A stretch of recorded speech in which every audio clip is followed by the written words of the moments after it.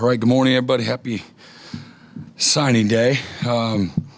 Really excited about the depth of this class. We've really, again, hit all of the targets that we set out to. It's been a long several months. I don't know how long it's been since we started. Many of these guys, several of them, we've been recruiting for a couple cycles now, and we really landed in a great space. I just would be remiss if I didn't take this moment just to thank our staff, our front office, all of our coaches, our players in our locker room. You don't put together the quality of a class that we were able to do so, without a lot of intentional effort, a lot of people pulling together, selling the vision of the program, just a lot of relentless work in making it happen. So, led by Jim Nagy and the front office staff, and then again the coaches out doing a lot of the grunt work that's needed. But love the class from a need standpoint. We had 12 different states represented. Only signed one Oklahoman in this class, but we also we signed 10 from the bordering states, which is like our backyard. So whether that's Kansas or it's Arkansas, it's Colorado, Texas. We've got some excellent players. We had 5 from Texas, and one from Arkansas, one from Colorado, one from Kansas, one from Missouri, one from Oklahoma. And so again, I just really feel we were able to get the guys that we needed to come in and not only fit our locker room from a cultural standpoint, a fit standpoint, but also a group of guys that we really feel have an opportunity to come in and help impact us right away. And we were able to sign 9 guys in our front 7, and 4 of them of which were, 5 of them which were defensive linemen, D tackles, D ends, and then again 4 linebackers that have tremendous versatility. The defensive linemen have great versatility as well. Again, got James Carrington, Brian Harris, Jake Krill, Matthew Nelson, and Daniel Norman. Guys with length, guys with power, guys with size, guys with great quickness and instincts. It's a very well-coached group of players.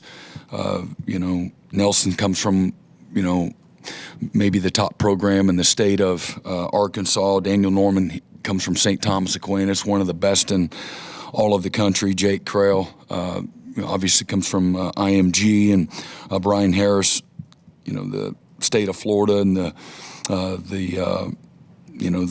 level that he was able to play at and how he was coached. And then James Carrington started his career with Trent Wilson at St. Francis on the East Coast, and ended up out in California.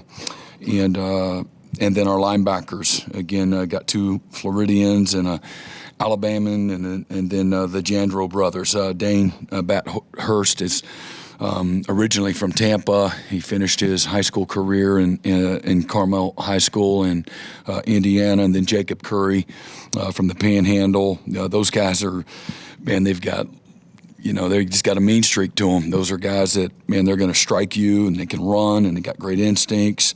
The Jandro brothers are just special people, and they've got a great spirit to them. They're going to be leaders and alphas on the first day they get here. But they'll be like a bunch of pigs in the mud, with the guys that we already have in our locker room. And then Christian Moore, great story with Christian, and a great find by Jim and our front office staff, a guy that came to our camp and kind of a tweener guy. He's played DN most of his high school career, and then played some linebacker and played in space this year. But ultra physical, loves to play the game, incredibly passionate, and but that's a really good group of guys. I think the lowest GPA in that group is a 3.8. These are guys that are great off the field and on the field, but a bunch of guys that when they get on the field play with a great toughness to them that really resonates with our guys. And then we got 3 DBs. And Markel Ford is a guy that we targeted a few years ago. incredibly physical, got great size to him, can really run. He's got tremendous ball skills, played a lot at corner this year. And we couldn't get to a point where we could make it happen. As a result here this summer, he committed somewhere else and then, came full circle. He always wanted to be a Sooner. And we were able to, credit to Coach Hall, continue, with that relationship, and did a great job recruiting Markel. But man, he'll rip your soul out. And then Nico Jandro, again, another just a ball junkie. And if I could, and really have this whole class here, man, just guys that are a bunch of gym rats, guys that love ball. And they great teammates, a bunch of alphas, but Nico's a guy that's a ball magnet. He plays incredibly fast, blows dudes up. It's like a missile out there. And then Derek Johnson, coach's kid, one of the better programs in Southern California. He's a very natural player, got great instincts, and his best days are in front of him as well. And then offensively led by Bo Bentley, and a guy that we targeted several months ago. And just a winner. If I could describe Bo, he's a winner. Got great instincts, great talent as a quarterback, the right kind of disposition to him. Just a tremendous arm talent, great leadership skills, and it's going to be a great player for us. Signed 2 offensive linemen. Obviously, we're young there as well, but Noah Best and Deacon Schmidt both are guys that are very versatile. Can play inside and outside. Noah can play, the interior, whether that's center, either guard, and Deacon can play outside. He's athletic enough to play outside, but can also, help you inside. So really important for us to be efficient from a roster standpoint. Find guys that have great position flexibility when you can, and so those 2 guys fit that bill. And again, both come from fantastic programs. One in Colorado, Best in Texas, and then Deacon Schmidt out in Colorado. Running backs, I got a guy that we've been recruiting, has been a former commit, and Jonathan Hatton.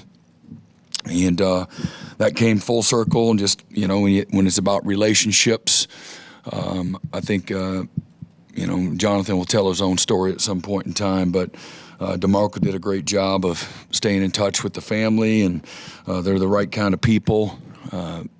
Again, Jonathan comes from one of the best programs in the entire country at Cibolo Steele High School, and had a fantastic senior year. He's big, he's strong, he's 6'2", he's 220-plus pounds, and he can fly. He's got great instincts, got great ball skills. He's a great human being. Really excited to get him back in that group. And then DeZephin Walker, and great power, great speed, great instincts, great family. His dad played college football, had a cup of coffee in the NFL. He's got great genes to him. And but all of his best days are in front of him as well. And then signed 3 wide receivers up to this point, and expect that to change here sometime here today. But Daniel Odom, again, comes from one of the best programs in the country out in California at Bosco High School. He's got great size, and he's ready to play. And we'll see if he has all the other stuff, the willingness to come in, which we believe he does, to work and learn a new system and compete and those types of things. But man, incredibly polished, got great size to him, tremendous hands. Going to be a really, really good one. And went to Delaware. Jim and the staff found Jasir Rogers out in Delaware, a fantastic player. The ball in his hands, he can score at any point in time. Again, loves to compete. He's been out here several times here this fall, and really excited about the playmaking ability of Jasir. And then a guy that we signed in state, Xavier Okafaleze.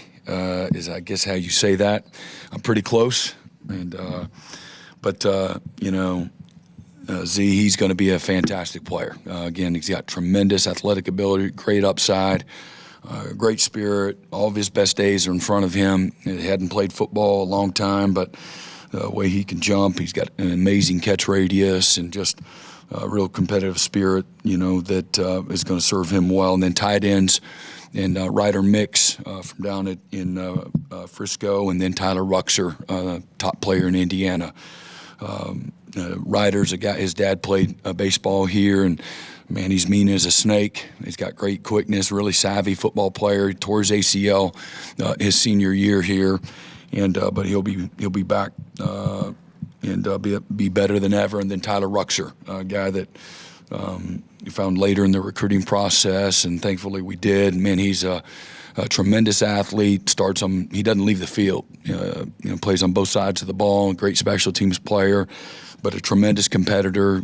Great instincts, great ball skills, and people across the country still fighting all the way to the 11th hour to try to get him to flip. And so thankful for his loyalty along with everybody else. And then a guy that we feel like is the best kicker in the country out of high school, and Trace Rudd, and he's got a lot of the qualities that our current kicker does in regards to his confidence and his toughness.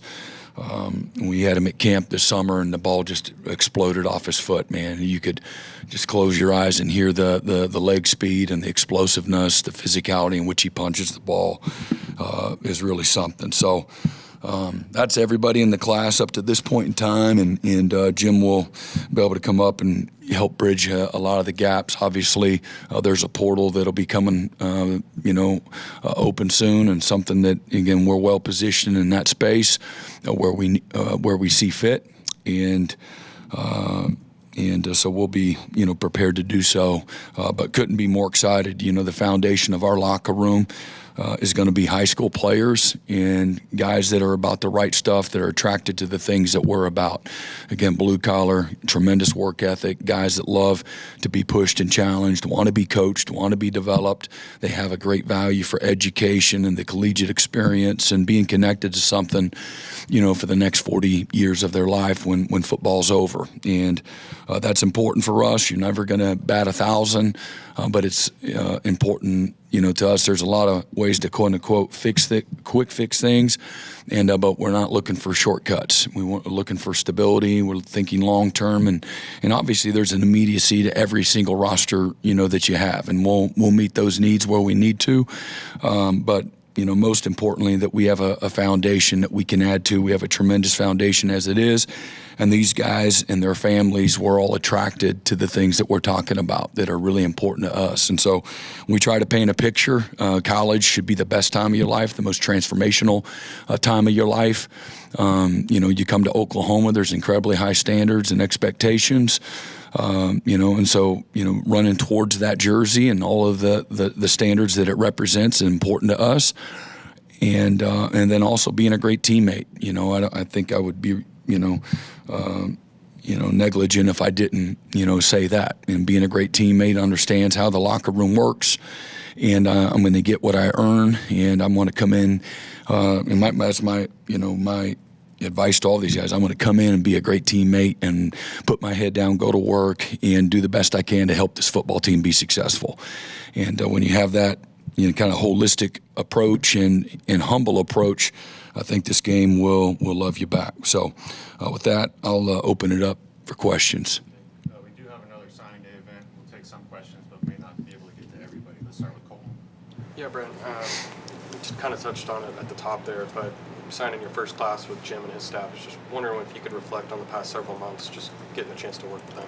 Yeah, it's been a lot of fun, and it's been an educational experience for everybody. We've learned from each other, and we've worked really hard to try to expeditiously bridge this gap from where they're coming from the a good part of our staff is mostly from the NFL, and then what does it look like from a high school perspective and the locker room perspective and things of that nature. There's a lot of layers to it. I know I've talked about a lot of that before in the past, but it's been fantastic. You got a bunch of excellent people and excellent at what they do. They've been in this business for a long time, from an evaluation and building rosters and salary caps and all of those types of things that go with it. You have short-term and long-term version, and then there's this collegiate model. And so it's not like the NFL, it's the new college model. And, our vision is to be best in class. In order to do that, man, you've got to work together. Just like if you're going to put a great product out on the field on Saturday and have a chance to win, it takes all of us, and working together and complementing each other, leaning on each other's strengths, things of that nature. So there's a relational piece, there's a trust piece, there's a, roll your sleeves up and get after it and go to work piece. And but the best part of all of it is just, doing it together, and it's been fantastic. Mm-hmm. So when you could kind of expand a little bit on Bo Bentley, just your initial impressions of him when Ben identified him and what you've learned about him in the process. Yeah, just he wins, a great competitor. The anticipation, the accuracy that he throws with, the anticipation that he throws with,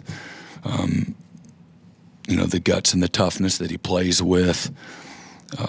He's got a great disposition for it, unlike a middle linebacker, alpha, that's barking all the time. Bo's pretty cerebral. Reminds you a little bit of a Sam Bradford from that standpoint, and never too high, never too low. And but yeah, every environment he's in, he loves to compete. He's year-round, stays busy, has his whole life. So whether that's track, it's baseball, it's football. He's got an athletic family. He's got a family that happens to be Sooners as well. And so that's cool. His brother's going to play baseball here, and incredibly talented. Two young twins that are on the clock next. And but just a great family, family that went through the process. You would love to for it to have been easier, but they went through a real process. He was recruited by pretty much everybody in the country, and they needed to go through a process to get to a spot where they had great peace about things. And looking back at it, I'm thankful that they did, And the things that we sold them early in the recruiting process, those things have come to fruition. And really, you can say that about the whole class. And but really excited about what Bo's going to bring, to the quarterback room. Coach, just got word that Jaden Petite has signed.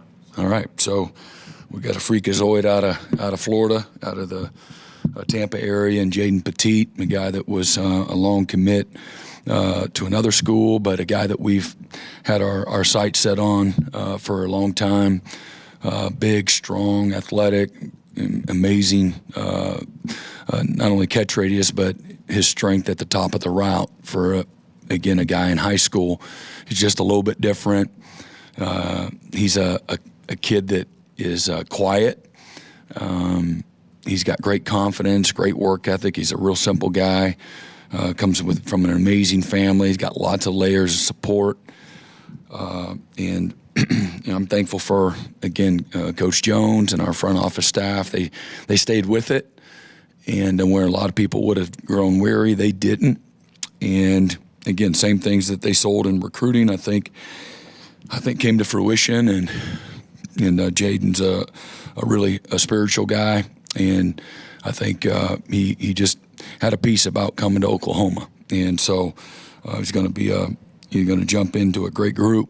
And I really feel like he's, from a physical standpoint and a mental standpoint, going to be able to jump in right away and help make that position immediately better. Yeah, Brent, you've used the term grimy a lot to describe your current team. I'm wondering, when you're going through the recruiting process and you bring these kids in, how do you identify that attribute about high school players? Is it something you can see on tape, or is it, in the few interactions you have with them in person? How do you identify that? Yeah, I think it's a combination of a lot of those things. You getting a testimony from, the coaches, and doing a good job of kind of filtering through which coaches do I need to talk to. So the coaches have done a great job of kind of lifting the cushions up, opening up the closet, pulling the curtains back. I think through conversation, being on campus in person, and then also on the phone, you ask the right questions. As a veteran recruiter, you know what type of responses that you're looking for, kind of how you guys set up your interviewees, got him, we got him too, and to just, again, kind of navigate that process to find out, what it is that you're dealing with. And then you be around the families and you hear them, see them, watch them interact, and figure all those things out as well. The tape is one thing. You see the guys that play and compete with toughness and passion.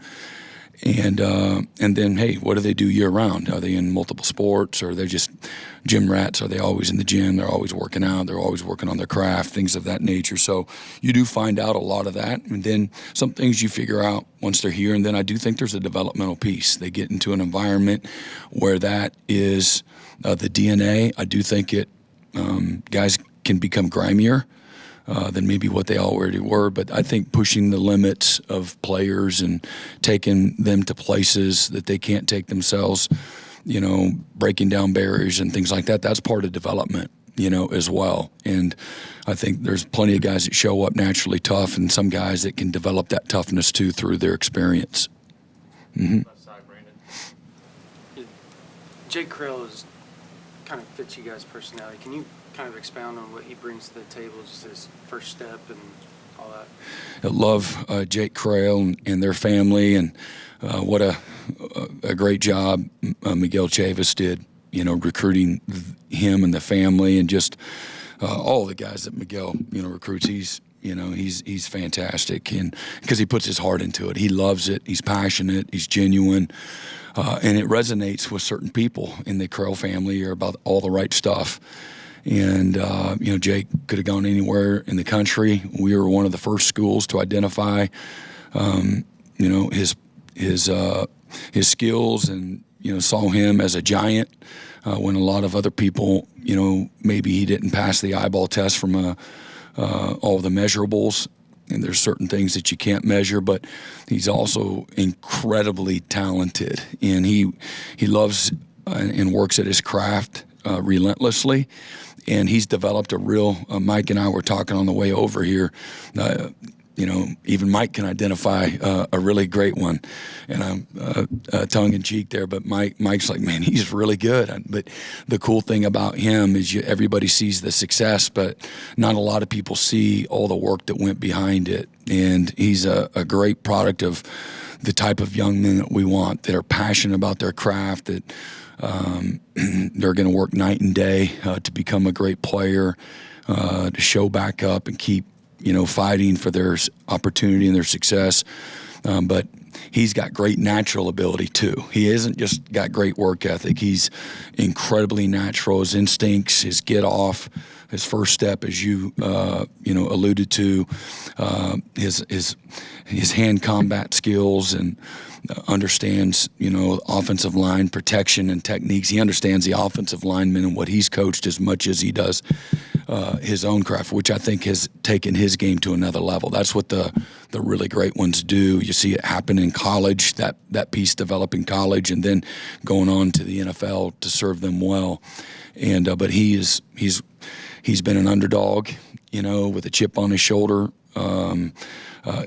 We go all the way back. He'll tell the stories of his adolescent life, and back to Pee Wee football and things of that nature. And so he's got a great story. He's incredibly passionate. He works hard at reaching out and developing relationships with other guys in a recruiting process. And guys want to play, dudes want to play with dudes. And he's done a great job of not only being, Jake Krill went to Oklahoma, so that'll attract interest from other people, but also getting on the phone and messaging each other, and just being a leader, being out in front. He's a guy that can carry a heavy load when it comes to leadership and expectations, and he's recruiting 27s. He's recruiting, and that's what I would tell anybody that's listening. He's recruiting guys that play his position, that will create competition for him, both in this class, the next class, and guys that are have a chance to be a great player. They don't care who else is in the room.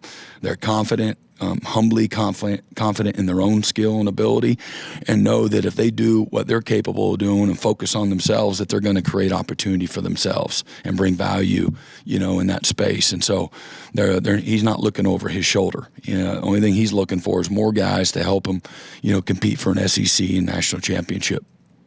Time for a couple more. Second row right, David. Just going off of that, we've talked about opportunities in the special teams this year.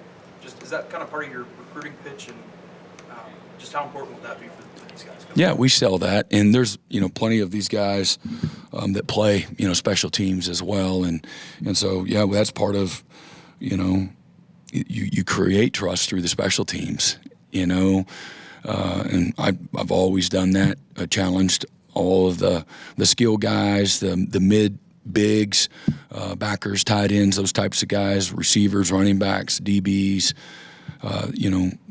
DNs, even. That you want to get on the field, man. We need to trust you on kickoff, on punt, protection, on kickoff return. If you're going to be on scholarship here, you're going to be, in the mix there. And there's some guys that maybe they're low valuable, too valuable to put them in harm's way, but not many, not many at all. And so that's a big part of, and they see our guys, out here on the field. Again, we're number one in the country in special teams. It's because our best players on offense and defense are major contributors on special teams. Those same guys that are lining up on 3rd and 10, are the same guys that are lining up on the first play of the game, first play of defense, and it's kickoff, leading the nation in tackles for loss on kickoff. So that's a big selling point. And I want to see who shies away from that too. You do. You recruit your problems. And so I tell the coaches, man, don't try to trick anybody to come to Oklahoma. You go above and beyond to be abundantly as concise and clear as you can. This is going to be one of the hardest things you've ever done in your life, but it's going to be worth it. And it's going to also be one of the most fulfilling moments in your life. And you can't do it alone. Your success is dependent and interdependent upon your teammates, your coaches, your developmental staff, and our success is tied to you as well. And so we're in this together. You're not alone. Our job also is to take, maybe carry some of the heavy load for them too. That's my promise to parents, that they've been doing the heavy lifting for 17, 18 years, and now we're going to do the heavy lifting. And that just means you're taking somebody's son. The baton is real. The expectations are real. And, the anxiousness of the parents when they drop their kids off mid-January is real.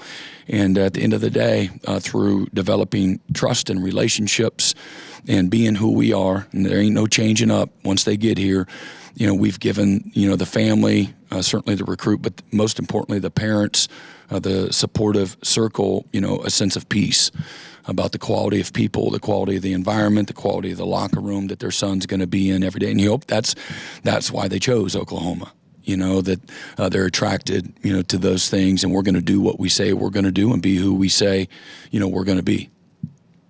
Sorry, we ran out of time, Coach. That's a good Okay. All right. Boomer Sooner.